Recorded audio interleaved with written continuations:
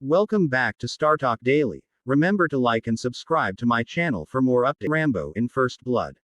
The film adaptation of David Morrell's 1972 novel had dramatically changed from the tale of a Vietnam War veteran on a murderous rampage to a discarded hero's lone survival journey running from the law.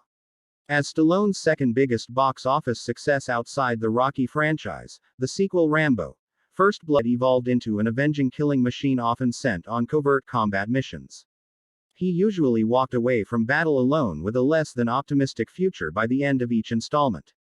However, in an era where buddy action movies became a craze with the success of 48 Hours, the idea for the 1985 installment not only would have changed the course of the series but nearly lightened the original's dark tone by giving Stallone's war hero a witty. Stallone and Travolta's friendship dates back as early as 1982. The star of Saturday Night Fever needed a box office hit after a string of flops when Paramount Pictures was courting him to headline a sequel to his 1977 disco blockbuster.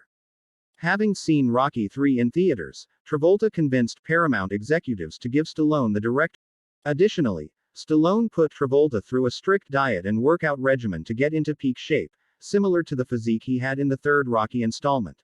Though Staying Alive was largely panned by critics, with a rare 0% rotten score on Rotten Tomatoes, Stallone and Travolta had considered future collaborations together. While that version of The Final Godfather chapter was discarded, the next Rambo was gearing up for production when the idea was presented to make Travolta travel the wilderness with Stallone's lone wolf soldier. As told in Nat Segalov's book The Rambo Report, Morrell revealed in an excerpt that Travolta was written into James Cameron's first draft under House in Vietnam. Their buddy movie dynamic gets established within Brewer's introduction in the Cameron script when he flirts with an Asian prostitute who tries to arouse the stoic and silent Rambo. Reading more like a Bill Paxton-type character, the Brewer role would have taken Travolta's street-level charm from Fever and Grease to make him more of a comedic foil in how the actor rewrote Cameron's draft to inject the sequel's politics about the U.S. government's refusal to acknowledge the existence of Vietnam veterans caught behind enemy lines. During the process of the rewrite, Stallone and producers Mario Kassar and Andrew Vina had second thoughts about the sidekick angle, which would have thrown off the dead serious tone of First Blood.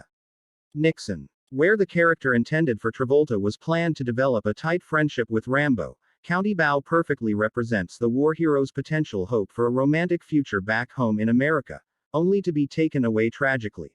Had Travolta's role been preserved for Rambo, First Blood Part 2, the film would have easily drawn comparisons to the way Rocky did throughout the franchise.